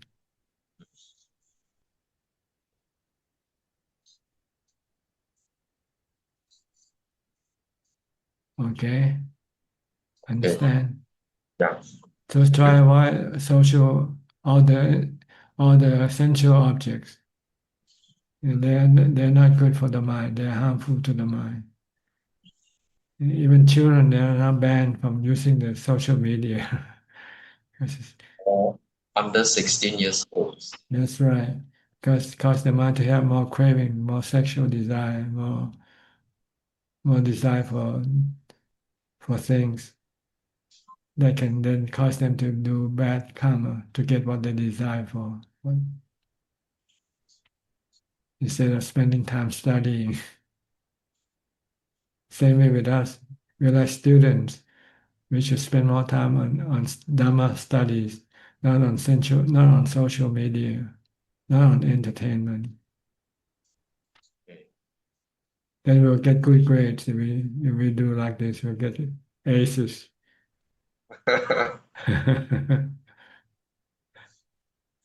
Now you're getting F. You fail. Okay. Think like this, then you'll stop going after this sensual objects, sensual pleasures. They're temporary pleasure, but they make you become addicted, and you have to have them all the time. And when you don't have it, then you feel terrible. So try to kick the habit. You're hooked to it right now. These things are like drugs. They're addiction. Yeah, for drugs, we will be taught since young in school that they are harmful to us. They'll be full dirty, we don't have it, and then all the and then drugs can also lead to death when overconsumption or over abuse of drugs. So drugs we have been taught, I've been taught since young about all the harmful effects and so on. So we always stay away from drugs and so on. Yeah. Well, in Buddhism, for us, sensual pleasure also like drugs. But sensual pleasures is only for 8 precepts. Yes, meditators. If you want to become a meditator, then you have to avoid sensual pleasures. If not, sensual pleasure can become a hindrance to your meditation practice. It's one of the 5 hindrances, the sensual pleasure, craving for sensual pleasure. So you won't have the time to meditate because you still want to watch YouTube, still want to watch Facebook. So you have to teach yourself what you want. You want meditation or you want pleasure from sensual. If you want sensual pleasure, then you won't get meditation pleasure. If you want meditation pleasure, you have to give up sensual pleasure. It's not easy to achieve the meditation pleasures, the jhana. Well, nothing is easy. Everything is hard. But once we try, we give it a try, we eventually will succeed. Even riding a bicycle, when you first starting learning how to ride a bike, it's not easy, right? Or swimming, everything is not. It's hard when you first started, but once you try to do it, you'll find it becoming easier and easier, and eventually it become natural. Okay, I have to move on now. Okay. Okay, thank you, Prajan. Next, Philip from Malaysia. Anytime, Ajahn. Just listening. I don't have any questions tonight. Okay, good. I'll go to Linden from Indonesia. Good evening, Tanajan. Hope you are well. Yes, always. Yeah. Oh, good. If I'm not here, then it means I'm not well. If I'm here, it means I'm well. It's our honor to have you here. Well, it's an honor to have all of you here too. Keep me busy. I finished reading one of your books, The Traveling Man. Yeah, it was great. And I like the way the Nibbana was explained in the book. Oh, really? Yeah. It's Good. very inspiring. Yes. So what do you want to ask? Anything? So my question for tonight is, if we do less things or less activities, does it mean that I will have less cravings? It depends on what activity you do, see. if you do activity like walking, meditation, will definitely reduce your defilement. But if you do something like building something, this can be defilement, this can be craving. So it depends on what you do, what kind of things you do. If you use the time to do meditation practices, then this is good because it will reduce your craving.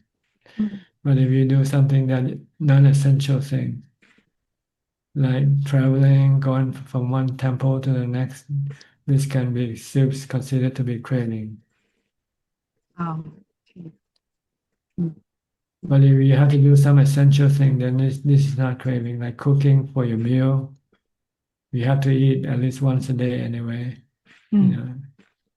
Or washing your clothes, this is essential. You have to do it. Cleaning your house, this is essential. This doesn't increase any defilement. But it doesn't decrease any defilement either. It's a neutral zone, neutral activity. But if you keep watching YouTube, keep watching the internet entertainment, then you're increasing your defilement, not reducing them. Sometimes actually, I watch Dharma talk from YouTube, right? That's okay. That's Dhamma studies. But there's so many other videos also on the YouTube. So when my mind, you have to be firm that not to stray away from the Dhamma studies. yes. So when the mindfulness is not strong enough, Then don't watch them at all. Don't use the social media at all. Because if you're weak, you can fall into the trap very easily. especially at night time.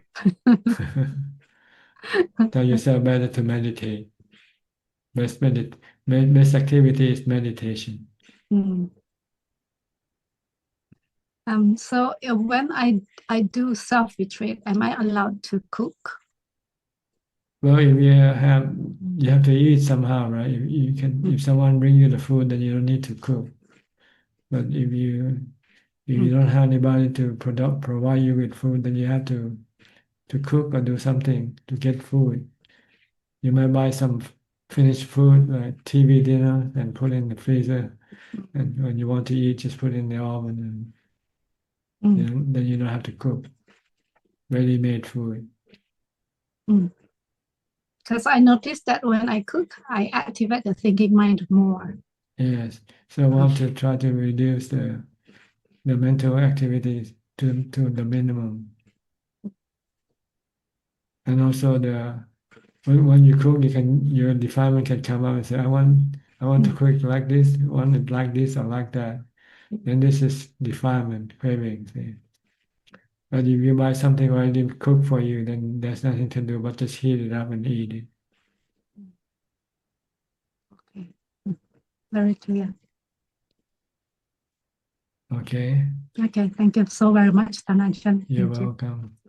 Next, Ubeka, where have you been, Alfredo? I haven't seen you for a while. Hi, Bante. Hi. Are you well, or were you sick? Yes, no, I was in Facebook on your I see. You couldn't Dhamma come in the talk. room, huh? Yes, it's You just normal. want to watch. You didn't have anything to say. Oh, I don't say nothing. Only hear, no, but only hear you. Okay. You talk about, but I like your things that you talk. I read a pocket book too. The same you. What pocket Four book? chapters. Which Pocket one? book. Which one? Dhamma, no, but about Dhamma. I see. Dhamma. Okay. Four chapters. Introduction. First chapter is 6 elements. 6 elements. Second, six elements. Okay. Second chapter is samatha. Samatha. Okay. Samatha. Third chapter is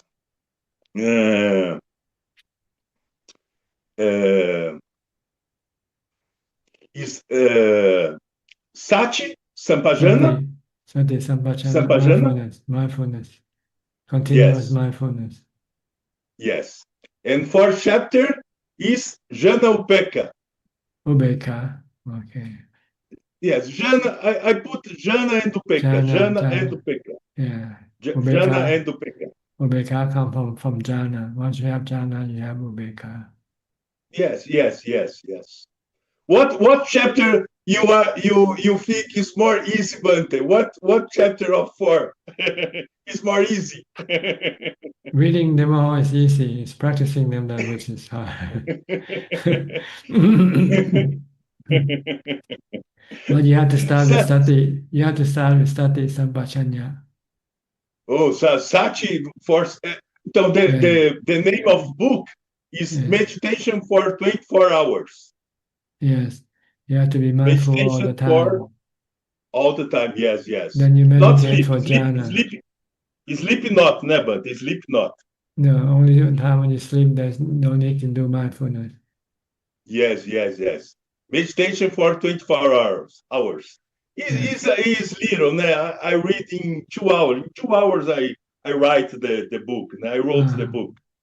But it's very, very good to remember Dhamma. Possible, I gave to my friends to read. For my friends understand a little Dhamma, a little. Okay. My friends not know about Dhamma, nothing. But they can learn slowly. They can learn. Just if they are exposed to Dharma teaching, they will slowly understand, and they might become Buddhist scholar one day. Yes. We always start from nothing, right? Yes. As long as you have the interest. Yes. It's more to me, but it's more to me, but to my reader, the same is my recitation on morning. The same is recitation. Is only to remember the Dhamma, but such. Remember the things of Dhamma.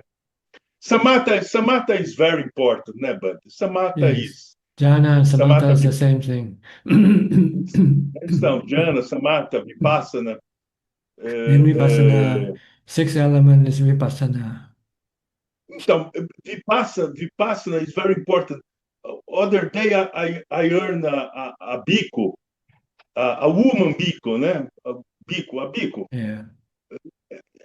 She say about the important is Brahma Viharas. That Vipassana is not so important. It's not true, né, Bante? Vipassana is more important than Brahma Viharas. Brahma Viharas is good to life, but Vipassana is good to you understand the Dhamma, né, Bante? They're not they're not sunyata, anatta, anicca, dukkha. It's Vipassana, né, Bante? It's not Brahma Viharas, né? Brahma Viharas is good, but Brahma Viharas is the result is the finish of practice, né, Bante? Not the open the practice. I think she doesn't understand the purpose of each thing.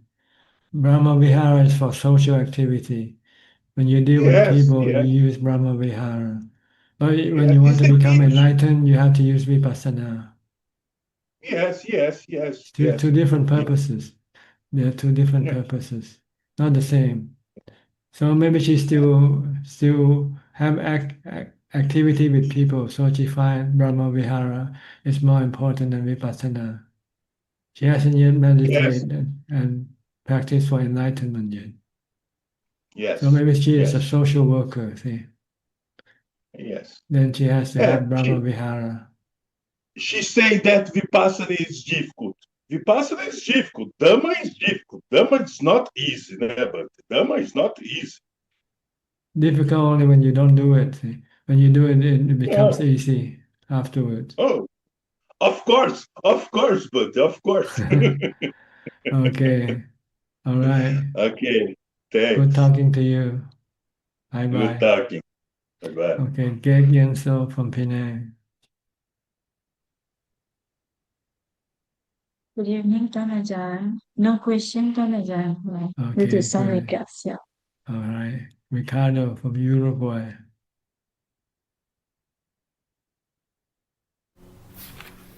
Hi, Ajaan. Nice to see you and all the Sangha. Do you have daylight saving time also in your country? Right now? Yeah, do you switch your time 1 hour? No, my No. country doesn't change. Doesn't change Never. time. Remains. No. Okay. Thank you. Trying to be short, my practice is doing well. I'm happy and calm, and I'm doing as you do because it's easy for me to do anapanasati rather than Buddha. But I'm feeling good, calm, and with mindfulness. Not all the time, but most of the time. I want to ask you 3 questions short, very short. First one is, when we talk, or you talk, or all the Ajaans talk about samadhi and vipassana, sometimes I feel that it's a long, although I know they have to be balanced and all that, sometimes I feel like it's far away from what we practice. I mean, we don't see every time that everything is anicca, dukkha, anatta, and all that.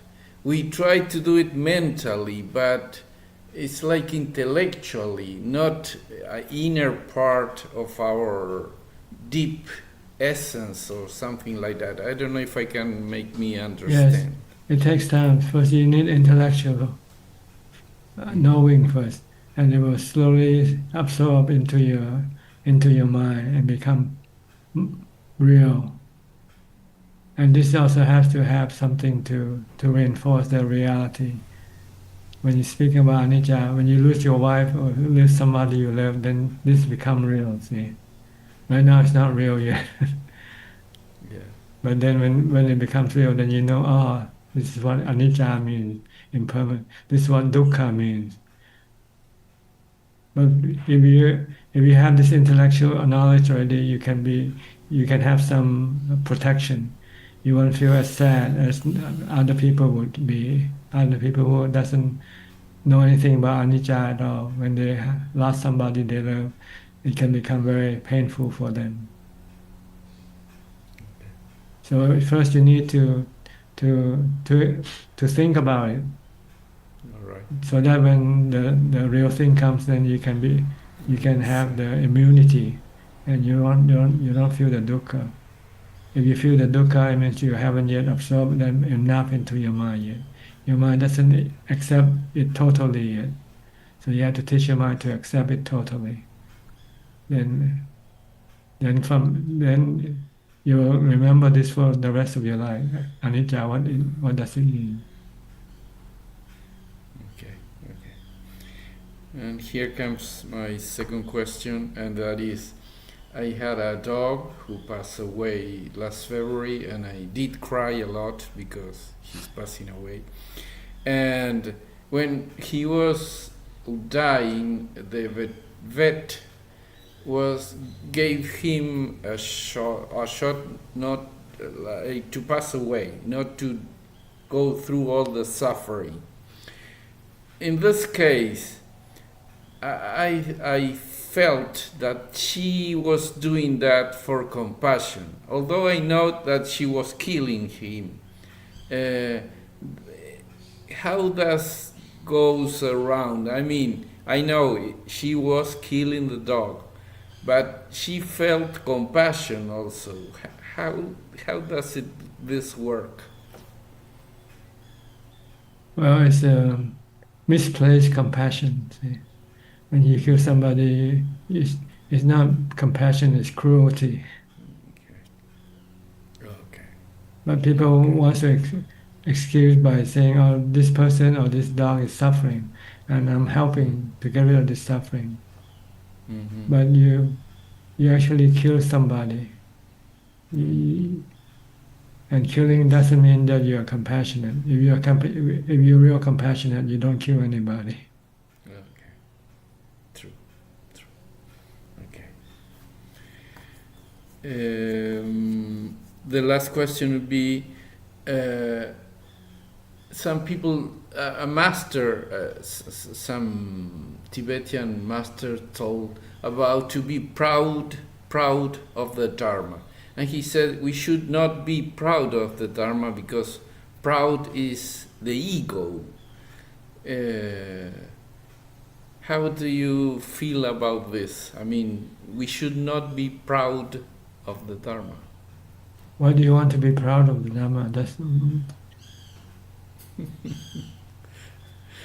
Yeah. You should be thankful of the Dharma. I think that's more better word than proud.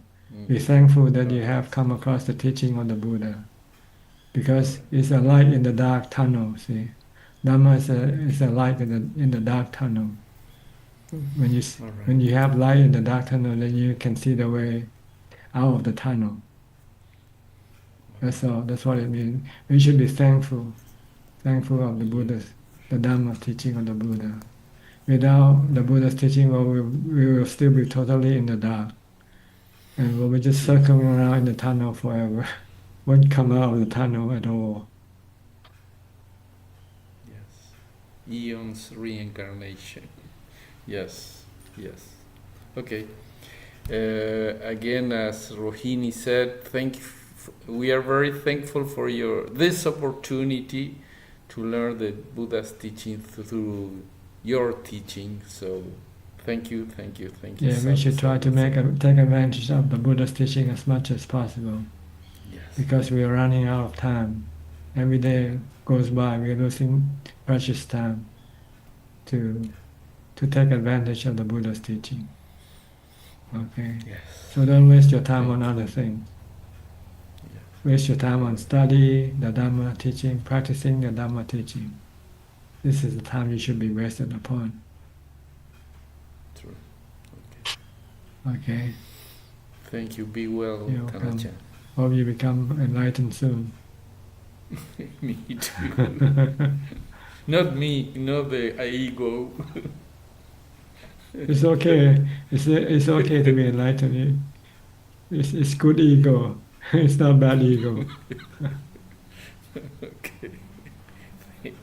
All right. Next, Belinda from Singapore. You want to become enlightened or not? Ajaan. Yes, I would like to be awakened. Well, same word, it's the same meaning. Awaken from delusion. Yeah, often sleepy. Okay, you have any question? No, but listening to Ajaan. Okay. I'll go to Steph now. Hi, Steph from Oregon. Still cold, or is it getting springtime now? Hi, yes, the spring is here. It's really nice. Okay. Nice weather, nice smell from the flowers. Oh my gosh, yes, very much so. If really quick, I was just speaking of the flowers. This is kind of like Cook saying, instead of the crows, it was bees. And I was in the trees and gardening, and the sound of a bee came, and it made me very frightened, and I ran away. And then I realized that I was not being mindful, and I was afraid of the body being hurt. And I just made myself go right back, stayed with the Buddho. And is that the correct way to work with fear? Yes, you want to let the fear disappear, then you need to sidetrack the mind, pull the mind away from the thought that creating the fear. I kind of made myself stay like in the buzzing to like endure it almost. Was that, I don't know. That's more of being brave than being fearful. Being brave, okay. Okay. But Okay. it's nice to stay away from something that's dangerous, but not to get It was excited just a about. bumblebee. It wasn't even Yeah. actually like a scary bee, but the sound was what really scared me. So yeah. But it's good if you can have the thought that okay, you can face the danger. Yeah, I realized that I was just afraid for the body, and the body is not the mind, and the body can be hurt, and it's not. So yeah. That's a good goal, to be able to let go of your body. Okay. Okay. So that's correct. Okay. Mm. Thank you. That's all. But And you also want to get rid of the fear at the same time. Yeah. Yes. By actually, if you're willing to let the bee attack you, then the fear will disappear. Right. Right. I was almost looking for the experience so that I could just, if I would actually get stung and then I could just go through it, it would, you know what I mean? The fear would, I don't know. Yeah. Okay. That's good. That means if you're not running away, then it means you're not fearful anymore. Yeah. Okay. Thank you. Okay. You're welcome. Next, Sulan.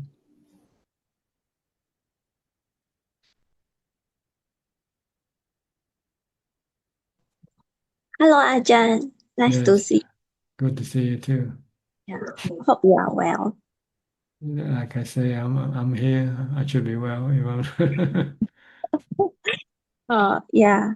Um, and yeah, I try to be mindful. Then after that, last week, but last week there were a few things that happened, and then it made me feel very embarrassed. Then I think at that moment, I just kind of got angry. Then after that I went to search, ask Google, was it normal to feel angry? Then after that, Google said that it's normal to feel angry, when you are like, at the moment when you are in an embarrassing situation. Yeah. But I just wanted to ask Ajahn, like, It's normal for unenlightened people to be angry, but the goal is to stop anger, because angry can cause you suffering. yeah, I also realized after that, because I felt like my mind is disturbed, and then I keep thinking about it. Yeah, about the embarrassing situation. Yeah. If you want to become enlightened, then you have to get rid of anger. Okay. Yeah.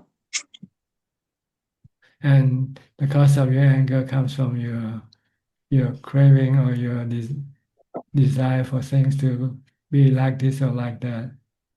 When they don't go according to what you expect, then you can become angry. So don't try to expect anything. Let things happen and take them as they come. Okay. Even if it's really Que embarrassing. sera, whatever will be, will be. Okay. Whatever will be. Will be. Yeah. Whatever Yeah. happened, let it happen. It's already happened.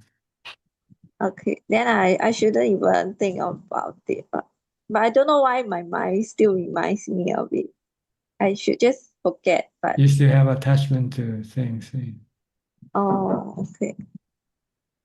Yeah. Okay. And I usually like to say, may all beings be well and happy. Then I realized that it's easy to, wish may all beings be well and happy. But then when you start to think about the individual person, then it just gets harder. So when I wish may all beings be well and happy, I shouldn't think about like individual persons, right? I should just make it generic, that may all beings be well and happy. Is that the right way? It doesn't matter what you think, because it's not going to make people happy or not happy. It's not from your thoughts. Oh, okay. It's a good practice to have good wishes. That's all. But it doesn't make people happy or not happy from your good wishes. Okay. And so my good wishes I should direct to just a generic like all beings, right? And not It's meant for yourself to have loving kindness. okay. Okay. And when you have good thoughts about other people, you feel better than when you have bad thoughts. Yeah, I think so. So it's more for you, not for the people that you wish them happiness. Okay. When you wish other people happiness, you feel happy, right? Yeah, I feel happy. It's meant for you, not for other people. Other people, they don't even know what you think. Okay. You can wish me happiness and I won't know it, right? But you feel happy after having thought of that. Yeah. And it doesn't make me any happier than I am now. Oh. It has nothing to do with me at all, what you think. Okay. So what you think is really for you, not for other people. Oh, so unless I put it into action, and then you'll know That's that. right. You have to put into action, like sending some gifts, sending some stuff, or things like that. Oh, yeah. Then when people receive them, then they can become happy from receiving the things you give them. Oh, okay. I see. Yeah, that's true. So, then can I also ask another question? Yes. Yeah. So recently, I've been hearing from my friends and colleagues that say that like when you have your elderly parents, or it's best to ask them like what do they want to be saved if, let's say, their condition gets very bad. Do they still want to accept medical treatment? So if you have this conversation, then when the time comes when they cannot articulate their thoughts, or articulate their choice, then you can base it on your conversation before to make the decision for them, to say like, okay, you give up treatment because previously the parents already said don't want to be saved. But I thought that this is not really good because um, even humans, like, we are fickle minded. So maybe it could be at that point in time that the person wants to be saved and not be given up. So I was wondering if this would constitute like, killing also. Because there's no way to know, you're just assuming that, okay, the decision stayed the same. Yeah. Just talking about it doesn't mean anything yet. It doesn't. Only when the action is actually performed, then you have the action that will be the one that determine the consequence. Okay. So is it safer to say that we should always try to save the person? Well, it depends on the situation also, whether you can save them or not also. Sometimes you might not have the ability to save them. Okay. And then also it depends on the people who wants to be saved or not. Sometimes they don't want to be saved either. Oh, but what if they, have a change of mind? So I feel that I felt it's very bad to, not save someone, even if they have said that they don't want to be saved. So it's a dilemma. If you're not sure, then just leave people alone. Don't interfere with their life.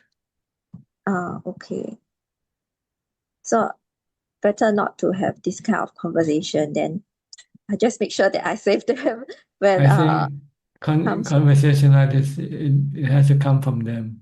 If they want you to do something for them, they should be the one to talk about it, not you to ask about it. Okay. Got it. Yeah. Because a lot of my friends and colleagues, they keep they said that this is a good practice. Yeah. So Yes, but it has to come from the person actually involved with the situation. Okay, got it. Yeah. If your father and mother say, when I get sick, don't send me to the hospital, okay. If they want, that's what they want, then you follow what they say. Oh, okay. But you don't ask them, when you get sick, what should I do? This is not your prerogative. Yeah, yeah. If they don't say anything when they get sick, then it's your duty to look after them. Yes, I thought so too. Yeah. Better to look after than to yeah. Because they have looked after you before, now it's your turn to look after them. You have to Yeah. pay back your debt. You owe a Yeah. lot to your father and mother. Mm. So when the time comes for them to collect that from you, you have to pay. Not trying to find reason, excuses not to pay the debt. Oh yeah, agree with you. Yes. Okay. So if let's say But they if, want, but if they want if they don't want to burden you and say, don't worry about me when I get sick, just leave me alone, then okay, you don't need to pay the debt. But if you're a good person, you still want to pay the debt anyway. yeah, yes, yes. Sometimes people say this because they don't want to bother you. They don't want to burden you with the responsibility to look after them. But if you're a kind and good person and you feel that you still owe your parents something, then you want to repay, then you do it anyway, regardless of whether they don't want you to do it or not. Yeah, yes, It's yes. a loving kindness. Yeah. If you have loving kindness, then you want to do it, especially for your parents, because you owe them a lot, and repaying them this is only a fraction of what they have done for you. Yes, yes. If And you if don't, they you might feel guilty for the rest of your life if you didn't do it. If you're a good person, if you're a loving, kind person. But if you're not, then you probably won't bother you. You'll probably feel relieved you don't have to do anything for them. Oh no. Like I'm saying, because maybe your friend is like that. See, they don't know anything about Buddha's teaching, and they thought looking after them is a burden for them. Yeah. Okay. All right, we're running out of time. Okay, Yes. I'll Thank you, talk to you again next time. Thank you, Ajahn. Okay, we'll go to B now for the final questions. B. Hi, good evening, Ajahn. There are no questions so far. How about you? I'll just ask a quick one, Prajan. I think it's regarding the difference between body contemplation and asubha contemplation. Well, asubha is one of the body contemplation, but there are several body contemplation. You contemplate on asubha to see the body as being unpleasant, but you also contemplate on anicca, impermanent, by contemplating on the aging, sickness, and death nature of the body. You also contemplate on the no self aspect of the body by seeing that the body is actually made up of the four elements. They are just elements. There's no self in this body at all. The body parts come to be because of the combination of the four elements. The four elements are the building blocks of this body, let's put it that way. So there's no self in this body. All that we see now is just the four elements in a different form, in various form, but they are all made from the four elements. No self, no body in this four elements. They're like the weather. There's no self in the weather. So there's no self in the body. So these are the four different types of body contemplation you have to teach the mind, so that the mind can then let go of the attachment to the body and not have any suffering from the body. Okay? Yes, understood, Prajan. Thank you. All right. That's about all the time we have for tonight. Thank you for your participation, your company. I hope this meeting is useful and can help you advance in your practice. In the meantime, please stay safe, be mindful all the time, and keep on practicing. And if all goes well, I'll see you all at the same time next week. Thank you and goodbye. Thank you, Thank you, Tanajan. Prajan. Thank you, Admin. Thank you, admin. Sadhu, sadhu. Take care, Bye-bye, everybody. bye-bye. Take care, Amin. Take care, everybody. See you next Thank week. you, Amin. Yeah, Thank you. thank you. Bye. Bye-bye. Bye. Thank you, Bye. admin. Yeah. Bye, B. ขอบคุณครับ สวัสดีค่ะ สวัสดีครับ บ๊ายบาย โอ้ Daqui de 2 negócios.